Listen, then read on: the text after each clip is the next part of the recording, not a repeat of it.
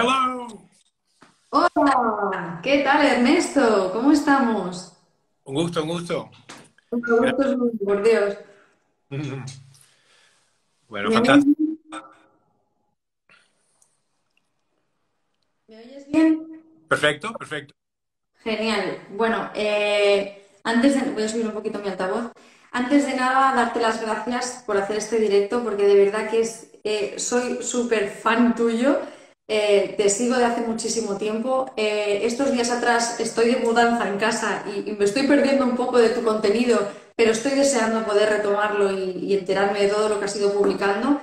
Pero yo creo que no hay día que pase en mi consulta que no recomiende el cáncer y la civilización. O sea, un documental de verdad que no me canso de ver, que no me canso de recomendar, que es maravilloso y que ayuda a mucha gente a abrir un poco la mente, a ver las cosas y la enfermedad desde otra perspectiva. Así que lo primero es darte las gracias no solamente por estar aquí hoy, sino por de verdad la labor tan maravillosa que haces todos los días.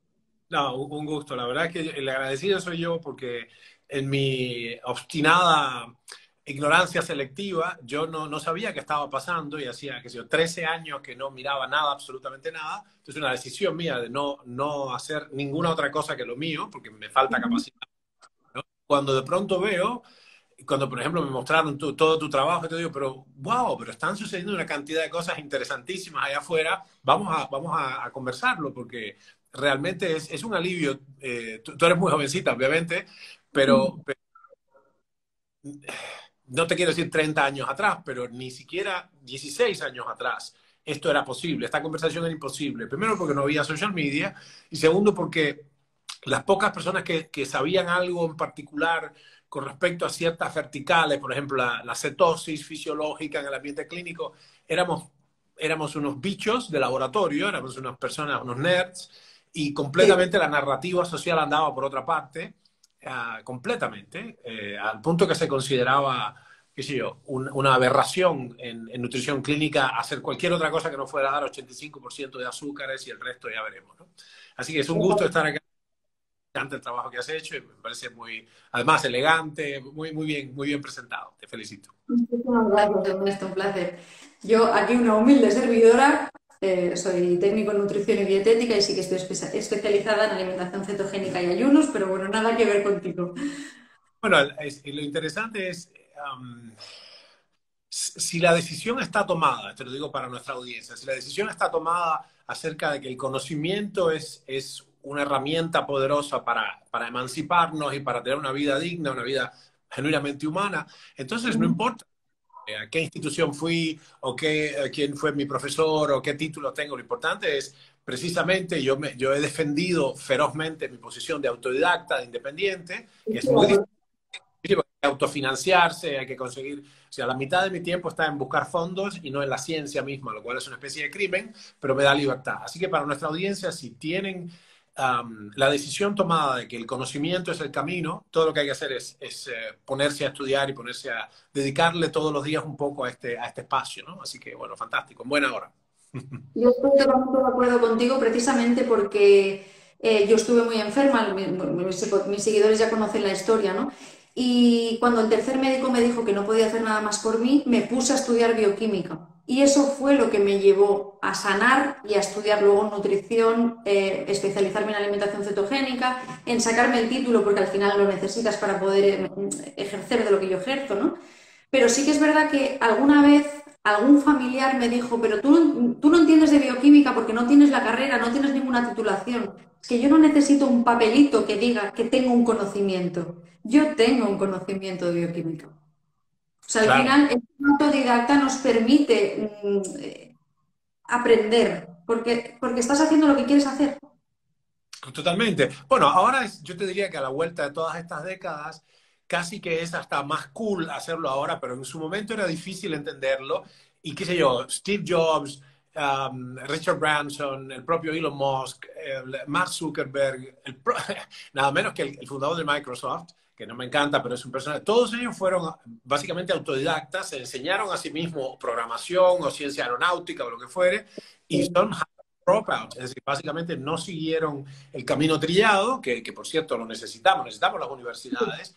También es posible hacerlo por fuera de ahí, y casi te diría que en algunos casos, te confieso, en mi caso, no es que a pesar de esto, me lo dijo una colaboradora, me dijo, Ernesto ha hecho esto gracias a que no siguió el camino trillado, no a pesar de ello. O sea, no es un mérito, es una facilidad que este descarado hizo, así nos reímos todos, ¿no? Porque, de hecho, justamente por hacerlo por mi cuenta, siempre con maestros extraordinarios, pero one-on-one, lo que entendí, o sea, no tenía obstáculos mentales, no tenía preconceptos, con lo cual me lancé directamente a hacer. A mí nadie me dijo que no podía tener mi propio laboratorio de investigación, autofinanciado.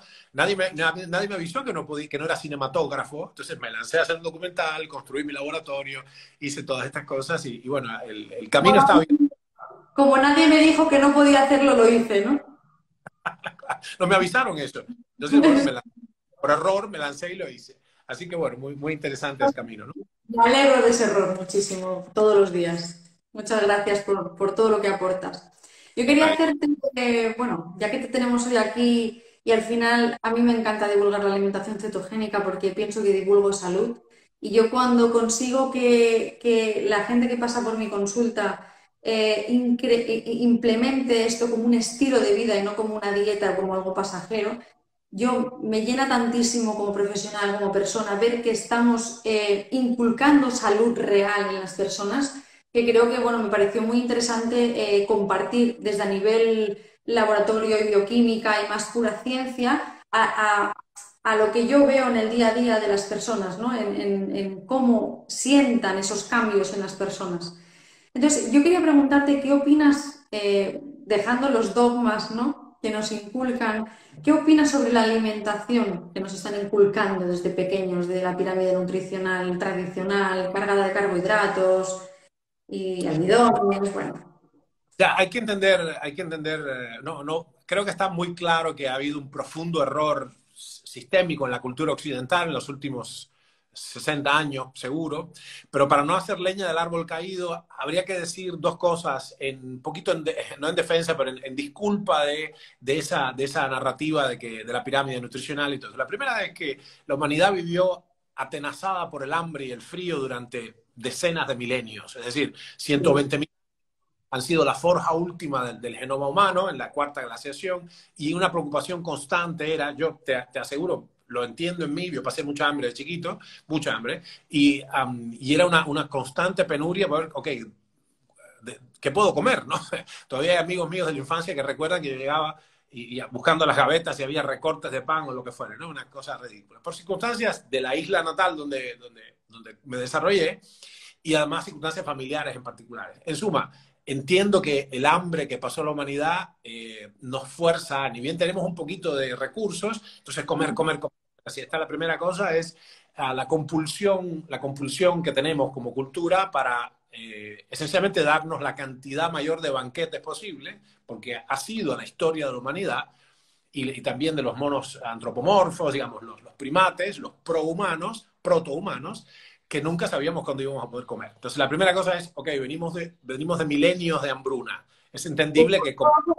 puedo hacer un inciso. Sí que es verdad, lo que estoy de acuerdo contigo, pero sí que es verdad que como había esos periodos de hambruna, había una regeneración celular gracias al ayuno, que hablaremos después de él si nos da tiempo, que Bueno, ahora no es lo mismo bajo mi punto de vista cuando estás pasando hambre, que tienes ese periodo que te permite estabilizar la glucosa, regenerar células, hacer autofagia, que cuando estás constantemente comiendo carbohidratos, ¿no? no cesa nunca el proceso, o sea, por tanta hambre que pasamos, involuntaria por otra parte, los animales ayunan involuntariamente, ¿no? Salvo que están enfermitos, pero eso es otra cosa, ¿no? El punto es que entonces se organizó un sistema interno para resistir los tiempos de vacas flacas, de hambrunas, y eso tenía un efecto regenerativo muy grande. Esto es ya mucho anterior a los animales superiores, ¿no? Entonces, la autofagia regenerativa es de los organismos unicelulares, o sea que es un mecanismo ancestral muy antiguo. Pero bueno, el primer punto es este. El primer punto es que modesta disculpa de la narrativa de la pirámide, pero es que teníamos muchos siglos de hambre, muchos milenios de hambre, por un lado. Y por otro, entendiblemente, cuando las personas que migran, que la población humana ha migrado mucho, casi siempre por razones justamente de hambruna, de circunstancias, apretura económica, cuando de pronto tengo oportunidad, me doy todos los gustos y como, y como, y como, y como, y como. Ahí hay un problema. Pero el otro punto que viene, y este es bastante más grave, fue el interregno entre la Primera y la Segunda Guerra Mundial, incluyendo la crisis de 1929, donde hubo realmente unos azotes tremendos y hubo directamente hambre, desde el sitio de Leningrado hasta lo que pasaba, como dije, en Estados Unidos en 1920, 1940. Ha habido grandes problemas ahí asociados con, ok, hay espantosas patologías degenerativas, carenciales, quiero decir, por falta de nutrientes más esenciales. ¿Qué tenemos que hacer para garantizar que por lo menos la persona no se caiga muerta en la calle de escorbuto, de pelagra, de beriberi, de qué sé yo, de anemia perniciosa, etcétera? Estas dos cosas yo pienso que han redundado en esta cuestión de, bueno, tenemos que dar una base calórica, porque el asunto es que no morirse de hambre estaba ahí detrás de todo el pensamiento.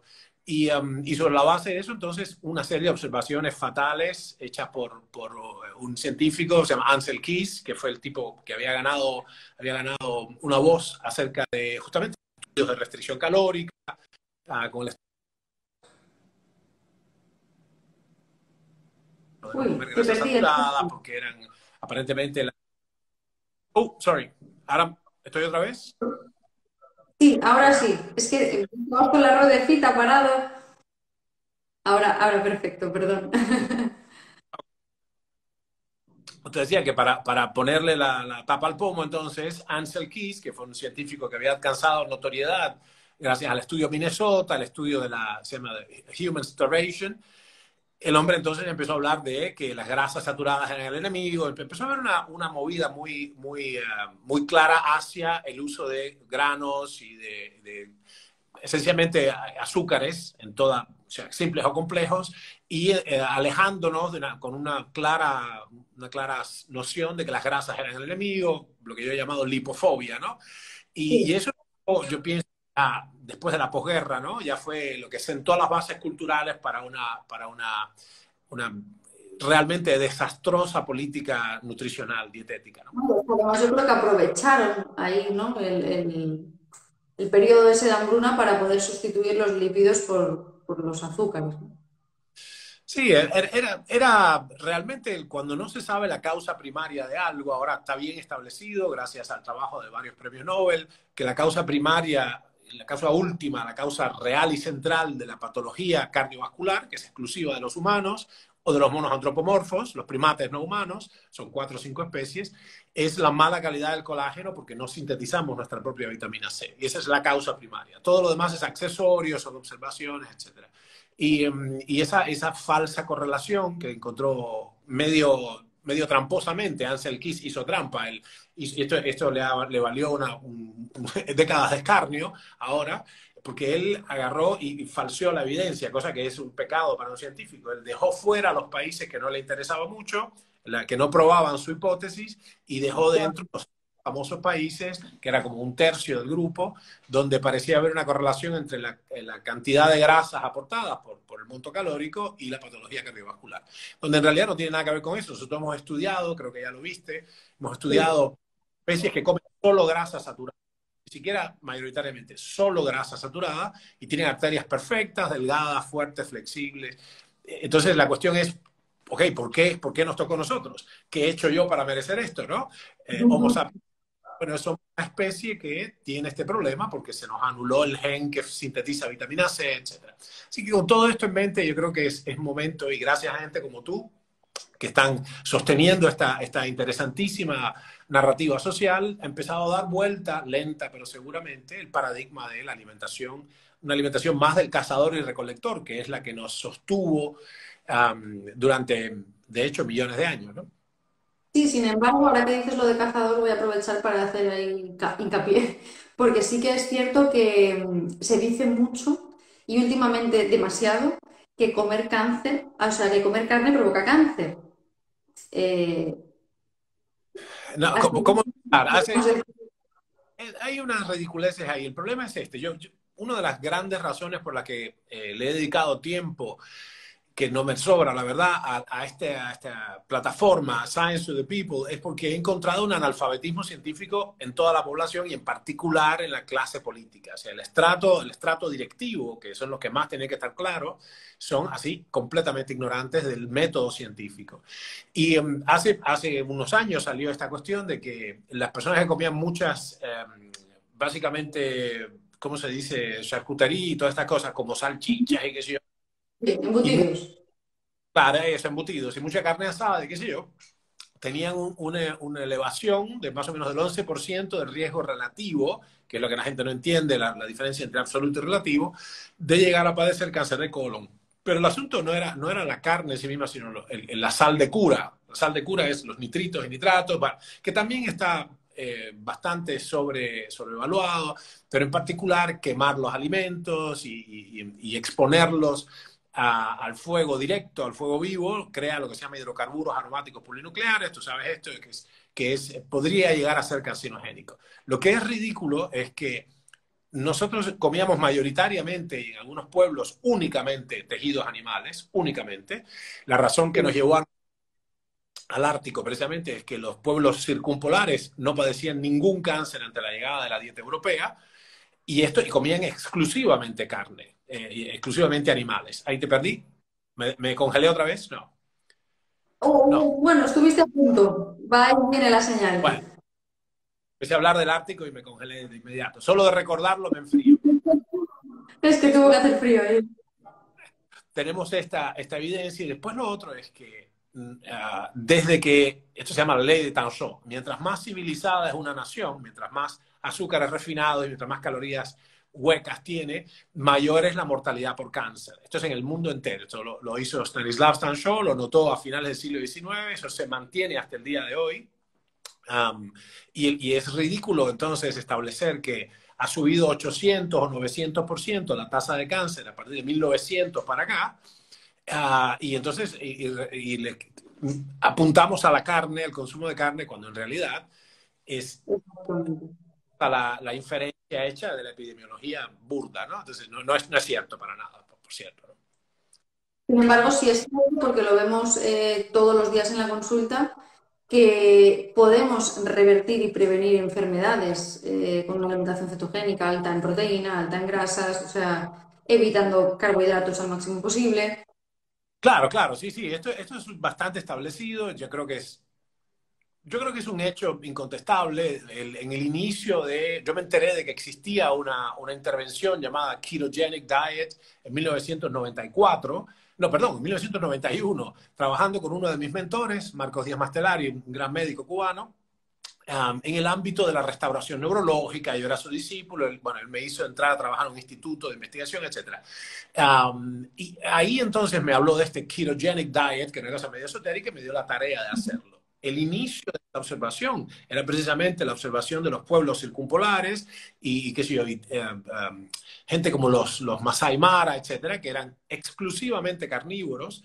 Ojo, el problema acá viene al asunto es qué comían del animal, comían todas las partes, y de hecho a mí se me han reído en la cara los cazadores esquimales, cuando les pregunté, me dicen, no, el músculo es comida de perro de trineo. Los Uninuk, un ser humano, Inuit es el plural, ¿no? Los Inuit, los humanos, comemos las partes buenas, el cerebro, el hígado, las ventrechas, los pulmones, qué sé yo, la grasa. Entonces hay De nutrición. claro, claro. Entonces hay una cosa, ¿qué quiere decir carne? Que es tejidos animales, bueno, ¿qué tejidos? Número uno. Número dos, ¿cómo es el modo de cocción? En el caso de ellos es absolutamente crudo, por eso les esquimó, ¿no? La voz francesa, franco-canadiense, esquimó, los esquimales, implica en su raíz etimológica que comen crudo las cosas. Y esto es importante porque el tenor nutricional se mantiene y la cocción excesiva altera estas sustancias, ¿no? Entonces, bueno, con esto en mente, si nosotros usamos las grasas constructivas, porque grasa es un nombre muy genérico, ¿no? Si usamos las grasas constructivas y no todos los aceites poliinsaturados, estos oxidables, y empezamos a hacer una nutrición racional, congruente, esto tienen que entender la audiencia, congruente con el genoma del ser humano, aquello que nos forjó. Entonces estamos en una diferencia muy grande con comer la dieta americana estándar, ¿no? Esta ridícula alimentación que está básicamente destruyendo la salud de Exacto. en Occidente. Exactamente. Entonces, para personas que además hay muchísima gente hoy en día, desgraciadamente, con diabetes, que yo siempre digo que la diabetes es la antesala del cáncer. Podríamos tratar tanto a nivel preventivo como a nivel ya curativo a través de alimentación, ayuno, autógenos, esas enfermedades, esas... Sí, hay mucha evidencia de esto. La extraña, bueno, de alguna manera yo pienso que hay una cierta, o había una cierta repulsa del mundo de la medicina ortodoxa, porque un poco le sacaba el poder al operador. El médico que hablaba en latín y escribía con una letra ilegible, ya los médicos y profesionales de la salud de tu audiencia saben a qué me refiero, ¿no? Había una especie de lo que dice el doctor es sagrado, etcétera. Y cuando el ayuno y la nutrición adecuada y el ejercicio y qué sé yo, son el elemento sanador, un poco le saca poder. ¿Qué prescribo entonces? Y el cuerpo, hay una vieja idea, una muy antigua idea, que es expresada en latín, se dice vis medicatrix nature, es decir, el poder sanador de la naturaleza. El organismo tiene una compulsión a sanar, está programado para Luego cicatrizar y general. reproducir, y regenerar, etcétera, ¿no? Aprovechando ese poder, si no intervienes, si no metes la pata, si no haces cosas disruptivas, entonces el cuerpo tiende a sanar solo, si bien esta eficacia declina en el tiempo por una cuestión de envejecimiento y es el campo de la biogerontología, el otro interés mío más allá del cáncer, ¿no? Es decir, cómo hacer para sostener la capacidad curativa del cuerpo hasta bien entrado a los 90 o 100 años, ¿no? Estamos cerquita de lograr algo ya útil y aplicable. Pero el punto es, yo diría que si ya está establecido alguna clase de patología, hay que ir a gente como tú, y, digamos, hay que hacerlo de la mano de especialistas, profesionales, que entiendan ya entiendan más la relojería fina, ¿no? Porque no es fácil, es un mundo bastante complejo. Parece simple, ok, comer comida humana, fantástico, pero cuando se traba la maquinaria hay que saber un poco más, por eso la audiencia tiene que entender que es siempre un profesional capacitado que se hace esto, ¿no? Pero sí, Sí, al final yo lo comparo muchísimo con un coche. Yo siempre digo que tú no le dices a tu coche cómo tiene que hacer para funcionar, para arrancar, para circular. Tú simplemente sabes que a tu coche tienes que ponerle aceite, tienes que ponerle aire a las ruedas, tienes que ponerle gasolina, tienes que poner una serie de cosas para que el coche funcione correctamente. Si tú a un coche de gasolina le echas diésel, pues al final te lo cargas. El ser humano es una máquina biológica, pero no deja de ser una máquina. Entonces, si no le damos los nutrientes que necesita para funcionar correctamente, al final se va a deteriorar. claro, claro, claro. Acá hay un problema en el medio que quizás la audiencia debería dedicarle un poquito de meditación a lo siguiente, que es que nosotros podemos sobrevivir am, con una dieta espantosa. De hecho, pero sobrevivir un tiempo limitado. Sobrevivir no es lo que queremos en el fondo. Lo que queremos no es no morirnos de inmediato, por enfermedades carenciales, etcétera, o de hambre, sino queremos vivir con la plenitud suficiente todas las décadas suficientes. Pero hay un problema, que nuestro organismo declina severamente, si no hacemos lo correcto, declina severamente más allá de los 40 años, más allá del fin, 45, seguro después de los 48, una cosa así, en el fin de la etapa reproductiva, más o menos 2 años, básicamente, como somos la única especie que vive un tiempo apreciable más allá del fin de la etapa reproductiva, ahí empezamos a cosechar los dudosos frutos, los amargos frutos de haber hecho las cosas mal todo este tiempo. O sea que nuestro cometido no es simplemente no morir de inmediato y reproducirnos a toda costa. O sea, sobrevivir y reproducir son dos mandatos biológicos, dos compulsiones biológicas, sino cómo hacer bien las cosas para en el tiempo, en las décadas, seguir teniendo salud y potencia, ¿no? Exacto. Es que mucha gente piensa que nada pasa factura. Mucha gente, a mí me lo dicen muchísimo en consulta, ¿no? Que es que yo antes hacía lo mismo y estaba bien. Claro, pero es que llevas mucho tiempo haciéndolo mal y al final, tarde o temprano, te va a pasar factura porque ha disminuido tu coenzima Q10, porque ha disminuido la hormona de crecimiento, han disminuido una serie de cosas debido a la vejez, a que estás envejeciendo, a que te estás haciendo mayor, te estás oxidando y por tanto, obviamente, si sigues haciéndolo mal, los frutos van a ser amargos. Claro, sí, sí. Lamentablemente cada vez peor. Yo he estado con asombro viendo una transición, esta transición epidemiológica, ¿no? Donde pasamos de tener esencialmente frío, hambre, infecciones y accidentes, la humanidad en su conjunto, a tener básicamente alternativas en apenas unos 200 años. La audiencia tiene que entender esto. En apenas unos 200 años, los últimos 200 años. Um, Pasó la mortalidad infantil, pasó de 40% a 0,4%. O sea, son dos órdenes de magnitud. ¿Por qué es esto? Porque resolvimos varias cuestiones de la infección, de la sanidad, de la nutrición básica, etcétera. Fantástico. La cuestión es cómo hacer para construir de manera racional algo que encima sea sustentable. Esto es muy, muy difícil. La humanidad tiene, parte de la conversación que tendríamos que tener es, ok, ¿a dónde va la tasa de natalidad? ¿No?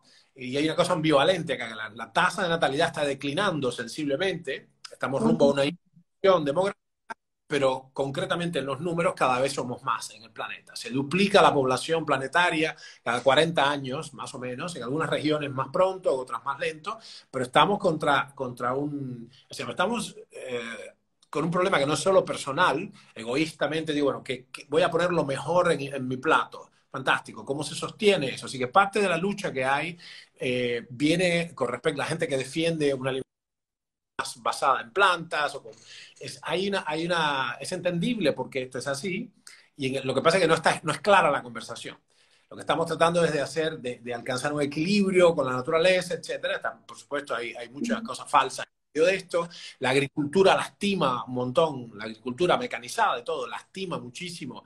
Bueno, La... es lo que yo digo, lo que más animales destruye es la agricultura, porque al Sí, final estás deforestando el espacio donde van a crecer los animales. Cuando vas en contra del ciclo de la vida es cuando al final rompes la cadena, toda la balanza se desequilibra y vas en contra de lo natural. O sea, lo natural al final es la caza, la pesca y la recolección en las épocas en las que la madre naturaleza quiere proveerte de tener reservas, ¿no? Cuando la madre naturaleza nos está dando frutos, pues de cara a septiembre, de cara a octubre, que necesitamos tener un poco más de grasa almacenada en nuestro organismo para poder pasar épocas de hambruna un poco más larga en las épocas de invierno que hay pues, menos caza, menos pesca, menos comida, ¿no? Al fin y al cabo.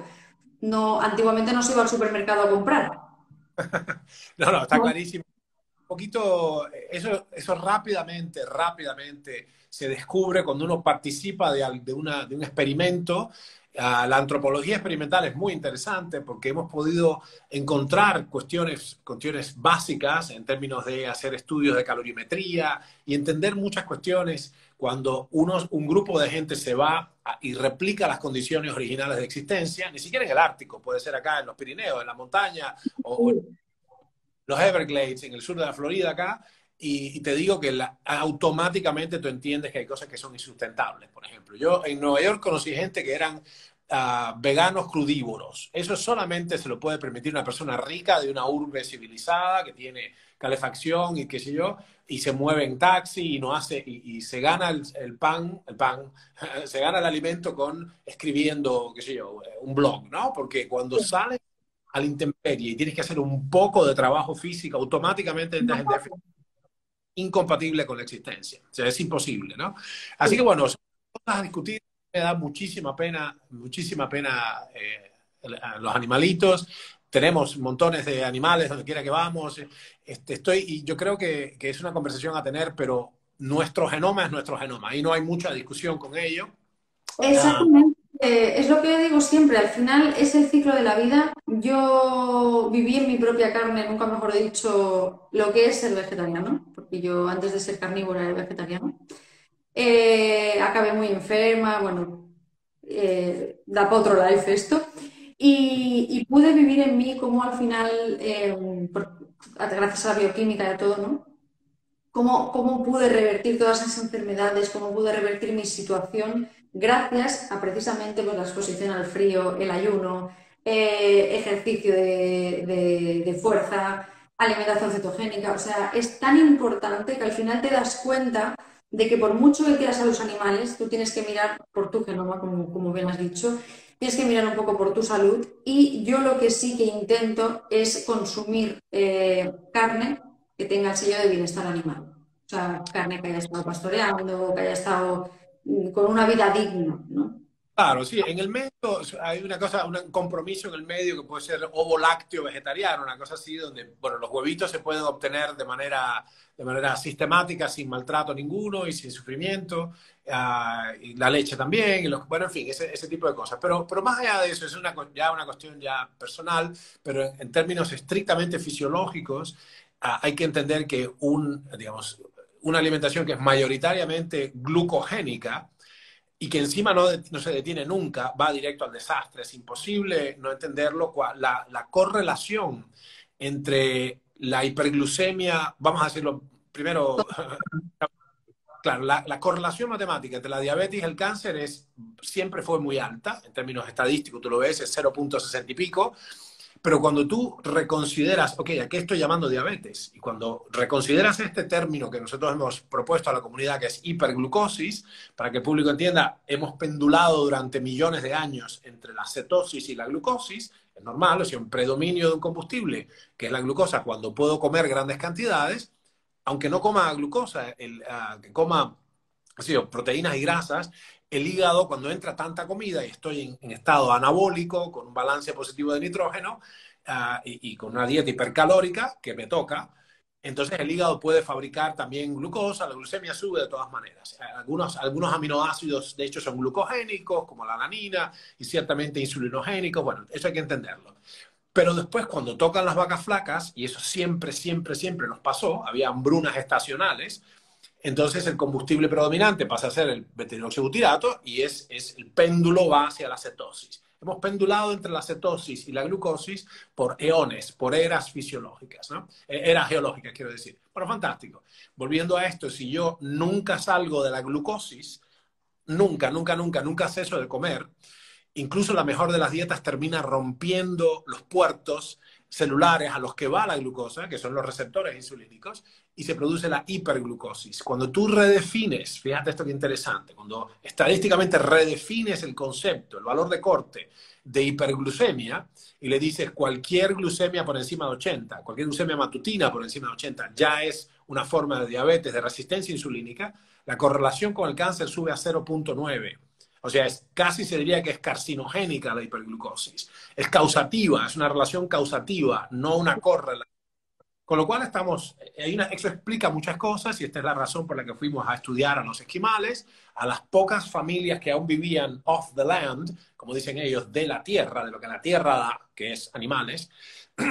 El Ártico, para que tu audiencia entienda, el Ártico genuino es por encima de una cierta línea geográfica que se llama the tree line, la línea de los árboles. Por encima de ahí no crecen los árboles. Entonces el Ártico es por encima de la línea de los árboles. Bueno, ahí no hay vegetales para comer. Esos grupos vivieron 42.000 años comiendo solo animalitos. O sea que se puede hacer y ellos aprecian el ciclo de la vida. Yo tengo unas esculturas que ellos me han hecho, los esquimales, de un oso y una foca que están como peleando por la vida y ellos están en ese círculo. Decimos, ay, pobre la foquita. Sí, la foquita asesina muchos peces por día, que a su vez los peces asesinan al krill y el krill come plancton y entonces es el ciclo de la vida, como tú lo dijiste, ¿no? Así, Lo hablamos antes, claro, el ciclo de la vida. Al final, cuando rompes ese ciclo es cuando todo va mal. claro. Sí, yo me pregunto también, esto es una cosa por influencia de mi maestro, ¿a quién damos de comer nosotros? Entonces tenemos la ilusión de que estamos en la parte de arriba del food chain, de la cadena alimentaria, pero eso es porque solo estamos mirando el planeta Tierra. Esto es completamente esotérica, esta idea. La ciencia occidental recién empieza a lidiar con estas cuestiones, desde la ecología, desde la física cuántica, etcétera. Pero nosotros entregamos también una energía en el proceso cósmico planetario, entonces estamos sirviendo de comida también a otras entidades, es decir, hay un equilibrio, la gente no debe temer esto, lo que sí no se justifica es la crueldad innecesaria, esto es una No, estupidez, por supuesto. pero bueno, es un tema. Sí. Una de las cosas que nos han preguntado por aquí, que me parece una pregunta bastante interesante, es cómo podemos conciliar una alimentación saludable como la que estamos hablando, como la alimentación cetogénica y los ayunos y tal, con la vida social. ¿Es posible eh, Sí, combinar ambos claro. mundos? Bueno, hay que ver una cosa. Hay el extremo polar de esto, es una polarización. En ese espectro de socialización, yo voy a poner a los monjes de clausura en el extremo derecho, que no tienen ninguna vida social, y a las estrellas de rock en el extremo izquierdo del abanico. Es decir, solo tienen vida social. Y después, por supuesto, parten pronto las estrellas de rock. Viven rápido y corto. Excepto algunos casos particulares como, qué sé yo, Mick Jagger. Pero el punto es, en términos estrictamente metabólicos, hay una correlación, esto es una de las leyes primeras biogerontológicas, que la tasa metabólica basal es inversamente proporcional a la longevidad de la existencia. Esto está determinado por la tasa metabólica en todas las especies. Si baja la tasa metabólica, se prolonga la vida de esa especie y así. Esto usualmente no sucede, los animalitos tienen la vida que tienen, automáticamente alcanzan el maximum lifespan, o sea, la longevidad máxima que su especie tiene, más o menos una variabilidad, y si haces intervenciones experimentales de restricción calórica severa, puedes prolongar la vida, y en los humanos pasa otro tanto. La respuesta más educada que puedo dar a esta pregunta de la socialización es: ¿cuáles son tus prioridades? Esta máquina tiene un manual del usuario. Tiene un manual del usuario. Entonces tú puedes usar la máquina a despecho de su diseño y vivirás contento y poco, o puedes usar la máquina congruentemente con su diseño y vas a vivir muchísimo y aburrido. En el medio está una, ¿no? Es decir, yo considero que lo que yo Familias, ¿eh? quisiera, una solución de compromiso es socializo en ciertos momentos, ¿ok? Socializo en ciertos momentos donde me junto con personas que vibran como yo, con lo cual podemos ayunar juntos, podemos hacer muchas cosas juntos sin privaciones, y después, bueno, como Bairán y Ramadán, ¿no? Tengo momentos de festín y momentos de ascesis, ¿no? Estoy en momento ascético o en momento, qué sé yo, de holgorio, y nada, sopesar todo esto pensando, ahí sí, en cuál es mi propósito fundamental. Esto es una cuestión, una pregunta importante, ¿verdad? Plantea una cuestión ontológica, que es: ¿para qué estoy acá? Quiero vivir, que yo quiero esta herramienta, ¿cuál es el uso que le voy a dar a la herramienta? Si es solo... Un cuerpo. Sorry, te interrumpí. ¿Cómo? Ah, digo, solo tenemos un cuerpo al final. Bueno, puede ser que haya más de un cuerpo sutil, pero bueno, es una cuestión para discutir aquí en cuerpo Pero más es sutil. que, a ver, al final se puede conciliar, o sea, yo siempre digo que hay opciones. Yo lo que sí digo mucho a mis seguidores es que yo a veces no digo lo que quieren oír. Yo siempre les voy a decir, intentar explicar la verdad de lo que hay para que al menos tomen las decisiones siendo consecuentes con lo que están haciendo. Porque al final no es lo mismo hacer algo a ciegas que hacer algo sabiendo cómo te va a repercutir, y cuando tú ya sabes cómo te repercuten las cosas, para bien o para mal, ya decides tu camino, yo creo que de una mejor manera. O al menos Sí, sí. sabiendo las consecuencias que puede tener.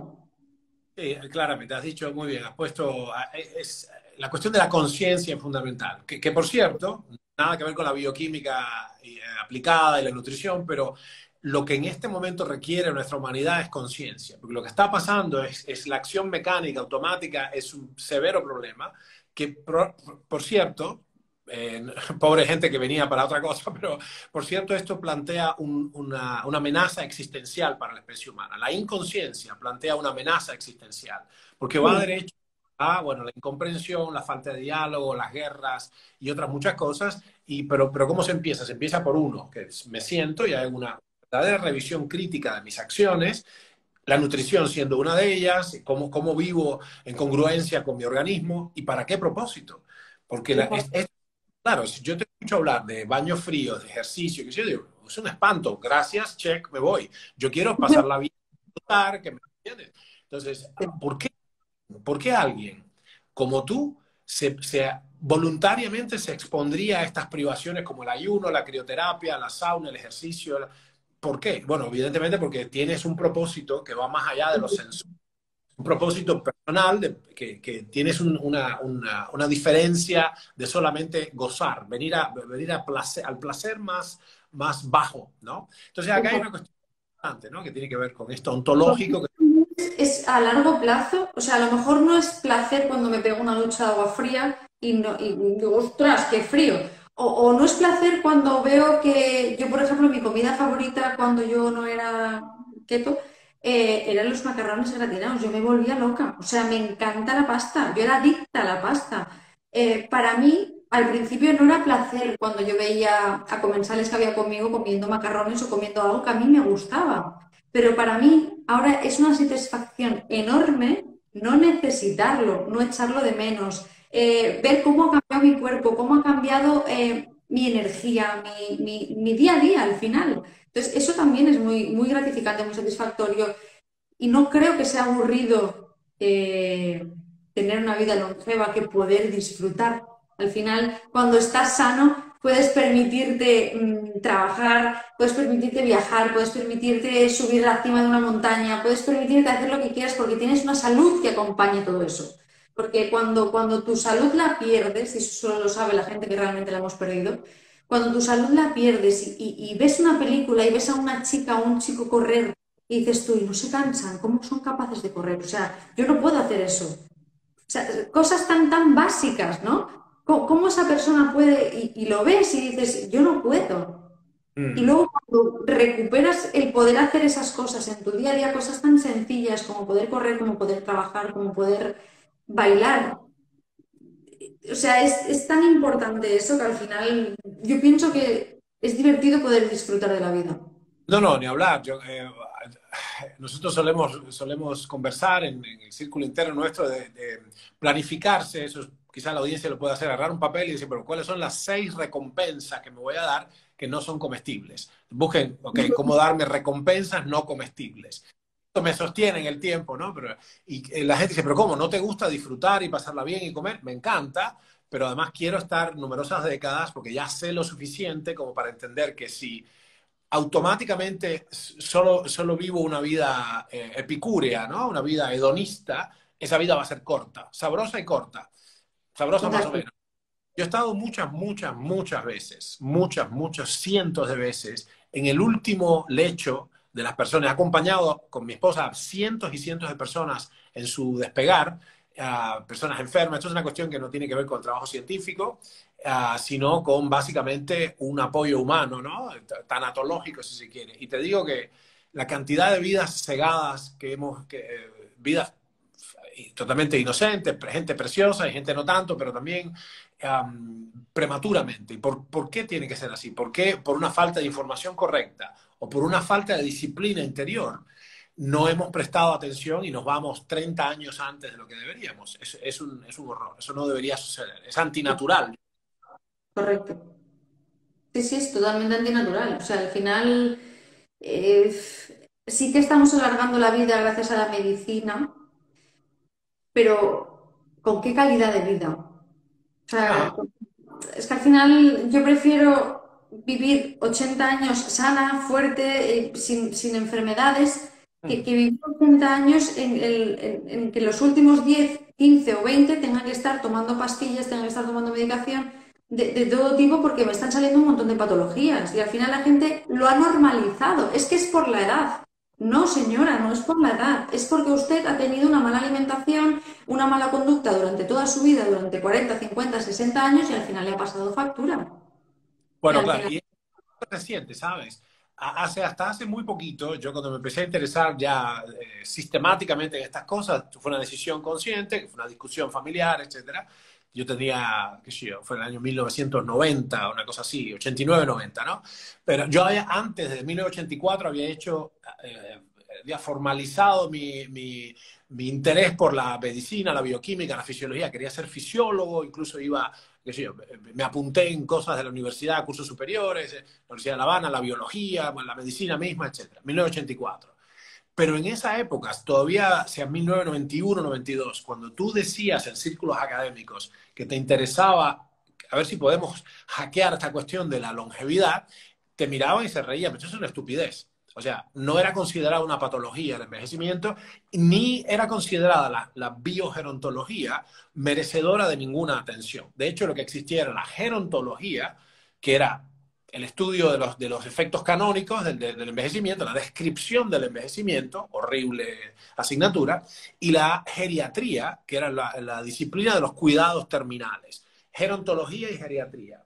Y en el medio después se produjo algo que es que aparecía la posibilidad de, como tú dices, ver, no, este proceso es una patología, el envejecimiento es una enfermedad, hay que tratarlo como tal, hay que evitar salir de esta patología. Bueno, y hay muchas cosas para hacer esto. La voz que describe esto, que tú has dicho, okay, ¿cómo puedo...? Hay una declinación que todo el mundo sabe de la vitalidad, y esto en nuestra disciplina biogerontológica se llama la cuadratura de la curva, es decir, tirar, hacer las intervenciones suficientes para tirar de esa curva de deterioro.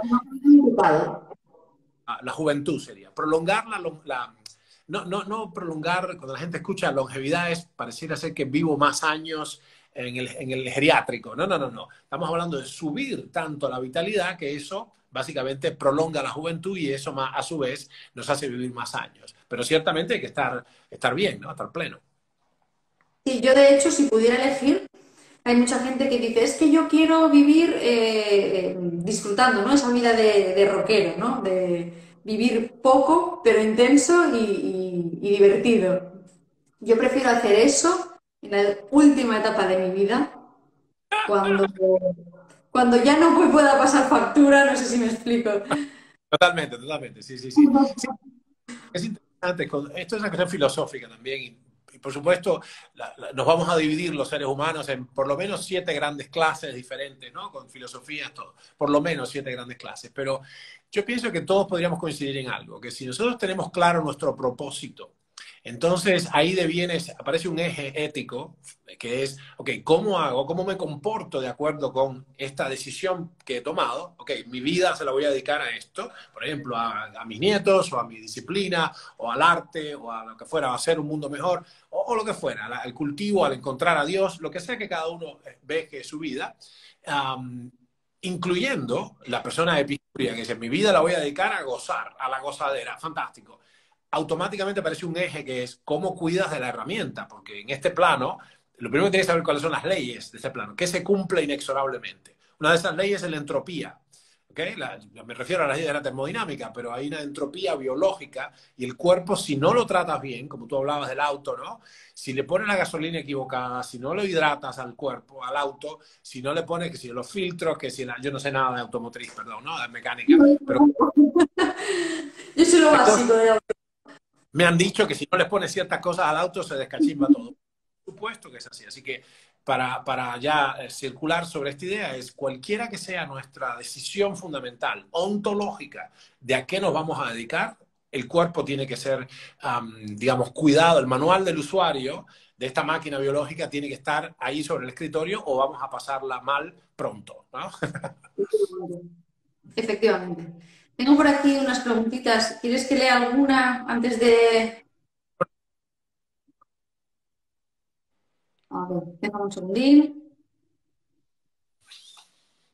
Una pregunta, no la entiendo muy bien. Dice, ¿y si solo nos alimentamos a base de suplementos para nutrirse y sopas para no dañar el estómago? Es una buena idea. Hemos meditado al respecto. O sea, el origen de esta observación es de un médico extraordinario, ya fallecido, que fue el médico de la misión Biosfera 2. En el documental, como viste, estuvimos ahí varias veces en Biosphere 2, ese centro increíble de cúpulas blancas así, en el medio del desierto en Estados Unidos. Y este hombre se llama Roy Walford, fue el que definió esta idea de hacer el menor aporte calórico indispensable con el mayor aporte de micronutrientes. Y a esto le llamó CRON, C-R-O-N, Caloric Restriction with Optimal Nutrition. Es decir, restricción calórica con nutrición óptima. Quiero decir que esta es una manera, lo que pasa es que es una manera que ha probado no ser aplicable en humanos. Cuando tú constantemente te matas de hambre y estás en restricción calórica crónica, y hace falta como un 30 y pico, 40% de restricción calórica, vitalicia toda tu vida. Todo el organismo al final. Sí, y la gente se sale de ahí, ¿sabes? La gente no quiere eso. Entonces, lo que hemos encontrado es que hay una manera, ciertamente los micronutrientes tienen que estar o declinaremos precipitosamente, pero hay una cuestión que se puede hacer, que lo que encontramos y uno de los aportes que hemos hecho con mi laboratorio en este sentido es, ok, ciertas pausas profundas, no de restricción, sino de supresión calórica, le hace ayuno profundo, 3.0, producen el mismo efecto, sin vivir pasando hambre, débil, con frío, con hipotiroidismo, sin libido, produce el mismo efecto regenerativo a nivel celular que una quita calórica del 30 y pico, 40% de manera crónica. Entonces, pequeños periodos de ayuno profundo, absoluto, parecieran dar esta pausa regenerativa. Pero el truco ahí está, es a qué dieta vuelvo cuando termina mi ayuno. Ayuno me refiero a ayunos serios de 3 a 7 días, ¿no? Esto no es para todo el ayuno tiene sus contraindicaciones absolutas. El embarazo, por ejemplo, es una de ellas. Ciertos problemas en particular. Ciertamente no debe ayunar nadie que no haya terminado de formarse. Esto no es para adolescentes, niños, ni mucho menos. Y hay otras circunstancias que hay que estudiar siempre de la mano de un profesional como tú. Pero ciertamente hay un modo, es una buena idea, no sé quién hizo la pregunta, es una buena idea de, al menos en teoría, hacer la menor cantidad de calorías posibles, entendiendo que si no tenemos un monto si no ingresa cierta cantidad de sustancias con potencial energético, nos morimos, o sea, nos desaparecemos, ¿no? Eso es una cuestión termodinámica, pero, o sea, las calorías mínimas indispensables y los micronutrientes más altos tolerables. Eso es una buena idea, siempre y cuando la distribución sea como dije, ¿no? Por aquí preguntan, ¿es cierto que algunos aminoácidos como la glutamina son combustible para las células cancerosas? Perdón. Sí, sí, lo son. De hecho, ahí es muy interesante, muy buena pregunta.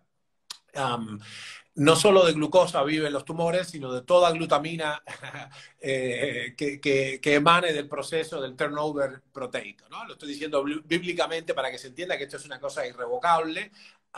Por eso hay varias cosas para hacer. Nos queda muy grande esta conversación de hoy, hablar del cáncer, es infinitamente complejo, pero ciertamente hay una oportunidad terapéutica que nosotros explotamos en los últimos 20 y pico de años. Nos dedicamos precisamente a explorar estas avenidas de un abordaje estrictamente metabólico al tratamiento de los tumores sólidos. Pero sí, ciertamente, de todas maneras, no teman, la glutamina que se toma por boca queda, 90 y pico por ciento queda en el intestino, se queda en el recubrimiento, en los enterocitos, ¿no? Que viven directamente de esa glutamina. Y esto repara mucho a las personas que tienen caquexia, que han pasado grandes disbiosis, que están convalecientes de enfermedades serias, de operaciones, así que ayuda. Pero sí, ciertamente no basta con sacarle, digamos, no es una terapia oncológica suprimir los azúcares, no hagan eso. Si tienen un problema como este no es el espacio para saber de esto. Nosotros hemos publicado muchísimas cosas súper serias, complejas, y la ciencia en los últimos 13 años ha crecido así vertiginosamente al respecto de esto, pero sí, hay que hacer más cosas que solamente no comer azúcares, ¿no? O carbohidratos para el tratamiento del cáncer, ¿no? Sí, estoy de Ciertamente. acuerdo. Por aquí nos hablan enfermedad neurogenerativa, perdón, sensitiva motriz axonal. ¿Se puede revertir o al menos mejorar la calidad de vida? Sí, sí, absolutamente. Es interesante esa perspectiva. Hay que saber lo suficiente y en este caso, fíjense, presten atención un minutico, porque ahora veo que están posteando y cosas. Ahora, paren un minutico de esto, porque tienen que entender este criterio que es el siguiente. En términos de aporte micronutricional, la visión convencional ha sido básicamente que las vitaminas vienen de la verdulería y que si uno come una dieta balanceada, whatever that means, no necesita más vitaminas que esa. Entonces es un error profundo, conceptual, que hemos Sí. arrastrado durante décadas. Una cosa es que yo tenga la suficiente cantidad de vitaminas y oligoelementos para no morir de una enfermedad carencial. Y la otra cosa es que tenga la suficiente cantidad para prosperar y regenerar, por ejemplo, las neuronas u otras cosas. Entonces, hay dos criterios. Uno es, en términos micronutricionales, ¿no? No los macro, micro. ¿Cuál es la cantidad mínima indispensable de selenio o de vitamina B1 o de vitamina B3 o de vitamina D por debajo de la cual me muero muerto, clac, ¿ok? Esto están tan descritas, muy bien descritas las enfermedades carenciales clásicas, que son todas fatales, ¿eh? Y la otra cosa es que me alcance para regenerarme y para seguir, incluso en particular más allá de los 40 años, para realmente seguir en este planeta con plenitud de facultades. Entonces, en este caso hay que usar dosis metanutricionales, presten atención, metanutricionales de estas mismas moléculas. Son las mismas moléculas de siempre, que con el curso de los millones de años de evolución pudimos, nuestro cuerpo entiende, ¿no? Que sé yo, todas las células, todas, fíjense esto, del organismo tienen receptores BDR. En el núcleo de cada una de nuestras células hay receptores para la vitamina D, todas. ¿Por qué demonios será? ¿No será que es brutalmente importante? Bueno, entonces por eso, y la noción clásica en el caso de la vitamina D es que entre 15 y 30 estábamos bien. No, no, no, es 60-90. O sea, nos estábamos equivocando por un factor de 4 u 8. ¿Eh? Así que bueno, conveniendo esto, la pregunta de la neuroregeneración es posible, pero hay que usar dosis metanutricionales de estas sustancias, incluso que aventajan por 2 órdenes de magnitud, 2 ceros a la derecha, la dosis diaria recomendada. En el caso de la tiamina, por ejemplo, vitamina B1, las dosis terapéuticas están en el orden de los 100 a 900 miligramos, cuando en realidad la DDR es de 5 miligramos por día o de 2 miligramos por día. ¿Okay? Así que busquen, es una buena noticia, sí se puede, con nutrición aplicada de alto nivel se puede regenerar, pero busquen, nosotros lo hemos hecho cientos y cientos y cientos de veces con polineuropatías que venían de la quimioterapia, de otras múltiples cosas, envenenamientos, electrocución, etcétera, y se puede regenerar los nervios, incluso enfermedades como ELA y otras cosas, pero hay que hacerlo de la mano de alguien que sepa muy bien, de un conocimiento formidable, ¿no? Sí, estoy de acuerdo. Ernesto, bueno, me gustaría proponerte otro live en algún momento que puedas para Como- profundizar quizá para el tema del cáncer, que creo que es algo que preocupa a muchísima gente. Desgraciadamente todos tenemos algún amigo, algún familiar que lo padece o lo ha padecido. O sea, es algo que está a la orden del día. Creo que es algo que puede resultar muy interesante. Y sí me gustaría pedirte antes de despedirnos, por favor, que des una recomendación a todas las personas que nos están viendo de cómo pueden empezar a mejorar un poco su salud, ¿no? A nivel general. O sea, ¿qué primer consejo darías a una persona que quiere empezar a tomar las riendas del carro de su salud? La primera, uy, perdón, una alarma. Ah, wow, bueno, la primera cosa es saber lo suficiente. He aquí porque el problema que yo veo es el siguiente, las personas en un espacio como este captan algo que entienden que es útil y las personas que estamos conversando validamos algo, por ejemplo, acabo de hablar de la tiamina o de lo que fuere, ¿no? Y la persona dice, fantástico, esto lo voy a hacer, o el yodo, whatever. Y automáticamente en el tiempo es inexorablemente va a encontrar una opinión contraria, o por lo menos olvidar de ello. Entonces lo que hace falta es entender que la información está, no toda la información tiene el mismo peso y que lo mejor que uno puede hacer es aumentar la anchura y profundidad de su conocimiento para poder hacer frente a una cuestión epistemológica fundamental. ¿Quién demonios tiene la razón? Un influencer me dice esto, otro me dice lo contrario. De hecho, hay médicos que están peleando entre sí, científicos como yo que están peleados contra otros, peleados en el sentido académico, ¿no? Bueno, ¿quién tiene la razón? Esta es una pregunta muy importante. Hay una disciplina científica que se llama epistemología, que es la disciplina del conocimiento que estudia al conocimiento. Es la ciencia de la ciencia. Bueno, en este sentido, mi recomendación en este caso no es que hagan una cosa, sino que hagan, perdón, que tomen tal sustancia o tal cosa, sino que ayunen. No, no, no. Es que estudien lo suficiente y que vayan a profundidad para tener un conocimiento suficientemente amplio y robusto para entender realmente cómo aplicar estas cuestiones sistemáticamente para sí mismos y para su familia en las próximas décadas, ¿no? Está en nuestro blog, si ustedes quieren, ernestoprietogratacos.com, el blog nuestro está en la página. Tiene montones de entradas y estamos escribiendo sin cesar al respecto de esto. Y es importante el ethos mismo de esta plataforma nuestra, ya sabes, es Science to the People, esto tiene que ser parte de la humanidad. Hemos sufrido durante siglos para obtener, gente ha muerto tratando de encontrar este conocimiento, literalmente, gente que ha ardido en la hoguera por sostener una idea diferente de la ciencia. Bueno, así que hace falta que todos lo disfrutemos, ¿no? A estudiarlo más, esa es mi recomendación, a saber más. Me parece una súper recomendación. O sea, de verdad que yo creo que es la mejor que puedes dar porque al final el conocimiento es poder y cuando conocemos algo, sabemos cómo actuar en todo lo demás. O sea, me Claro. parece fantástico, Ernesto, de verdad, como todo lo que haces. Bueno, no te robo más tiempo, que sé que estás muy liado, que no tienes mucho tiempo. Te agradezco de verdad infinito este ratito que has compartido con todos nosotros. Gusto, un gusto. Es la razón misma de que hacemos lo que hacemos, porque en definitiva, si yo no salimos de la torre de marfil, que es muy necesaria, para qué sirve el conocimiento si no es para la especie humana, ¿no? Nuestros hermanos y hermanas. Así que un gusto estar aquí, ¿eh? Nos vemos pronto. Muchas gracias, Ernesto. Espero verte pronto. Un abrazo y un beso muy grande. Chao, chao, saludos.